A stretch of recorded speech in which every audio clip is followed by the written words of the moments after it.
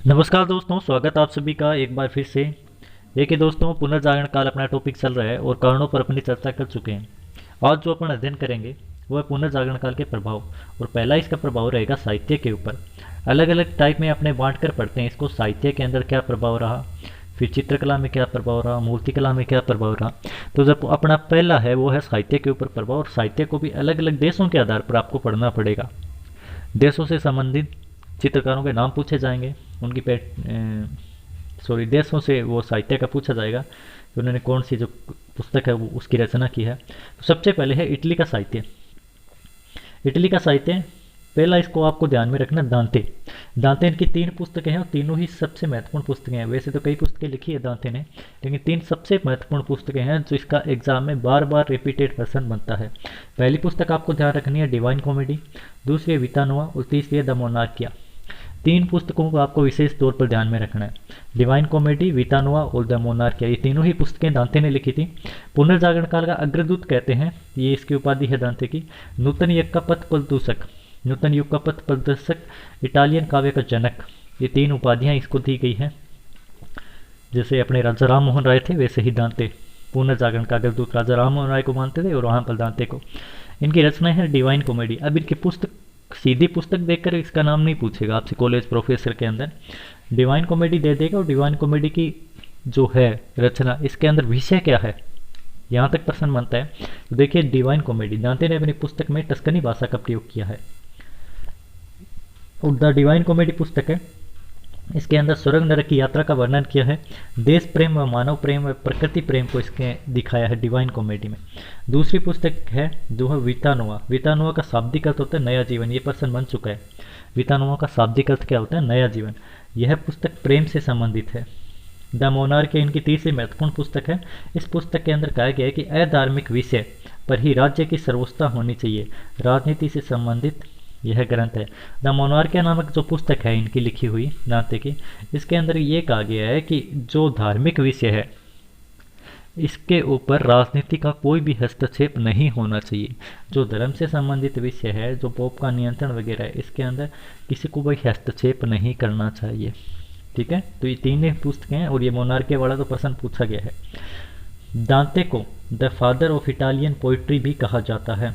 The father of Italian poetry किसको कहा जाता है, दांते को। नूतन युग का पथ प्रदर्शक और पुनर्जागरण काल का अग्रदूत, ये सारी इसकी उपाधियां हैं, ध्यान में रखना। इटली का ही दूसरा विद्वान है पेटार्क। पेटार्क को मानववाद का पथ प्रवर्तक माना जाता है। और मैंने बताया था पेट में मानवता है, तो मानववाद का पथ प्रवर्तक किसको माना जाता है, पेटार्क को।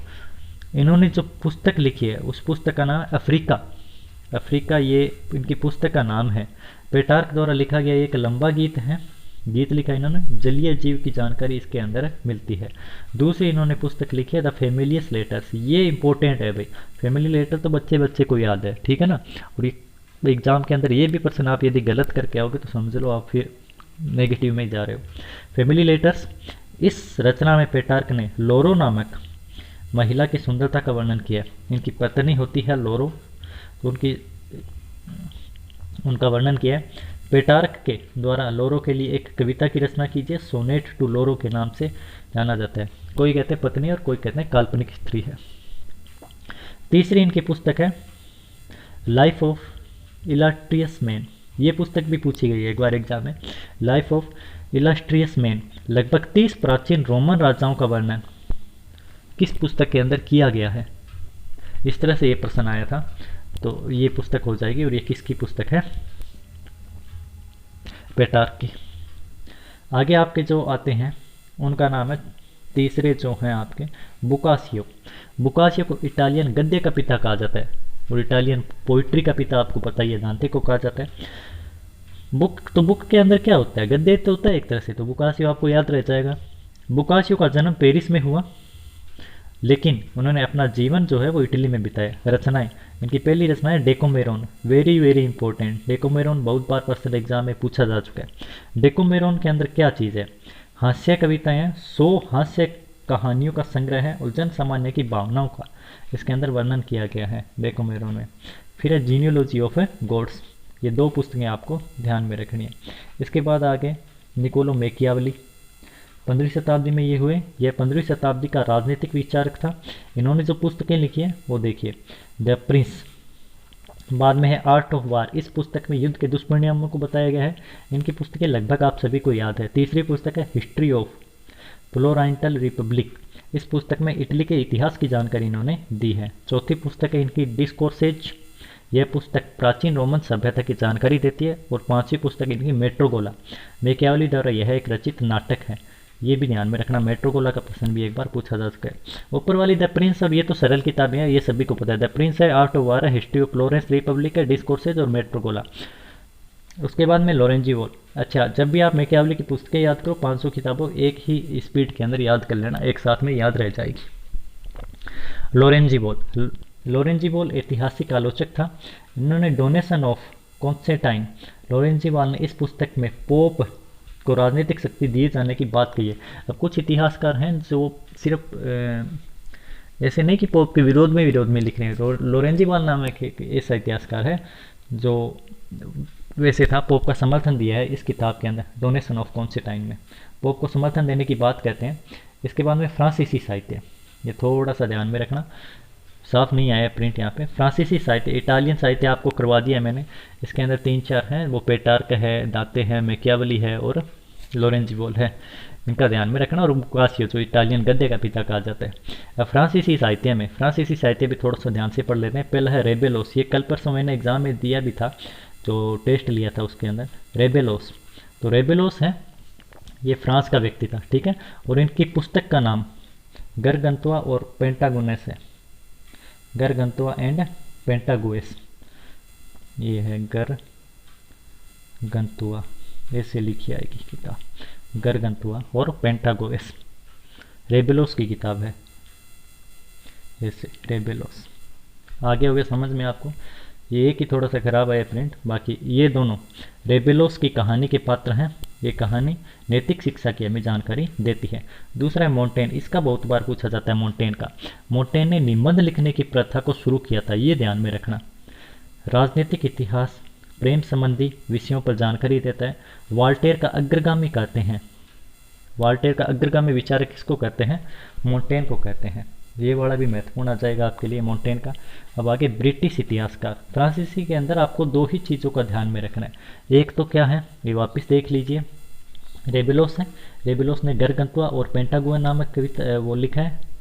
और मोंटेन को निबंध लिखने की प्रथा की शुरुआत मानी जाती है और वोल्टेयर का अग्रगामी कहा जाता है। अब है ब्रिटिश साहित्यकार। ब्रिटिश साहित्यकार के अंदर आपको जाफर चौसर का नाम ध्यान में रखना है। 14वीं शताब्दी में ब्रिटिश विद्वान हुआ कैंटबरी टेलस। सेंट थॉमस नामक तीर्थ पर जाने वाले 30 यात्रियों का वर्णन करता है। इनकी पहली पुस्तक का नाम है कैंटबरी टेलस। इसके अंदर ये जो तीर्थ यात्रियों का वर्णन किया है। चौसर को अंग्रेजी साहित्य का पिता कहा जाता है। प्रश्न ये आ रहा है, बार बार एग्जाम में रिपीट हो रहा है। अंग्रेजी साहित्य का पिता किसे कहा जाता है? चौसर को कहा जाता है, याद रह जाएगा आपको। इसमें बुकासियो का प्रभाव था। और बुकासियो कहाँ का था? अभी अभी आपको पढ़ाया, इटालियन गद्य का पिता कहा जाता है बुकासियो। डेकोमेरोन है ना, थॉमस मूर दूसरे हैं। थॉमस मूर, इन्होंने यूटोपिया नामक एक पुस्तक की रचना की है। लैटिन भाषा में 15वीं शताब्दी का विद्वान था।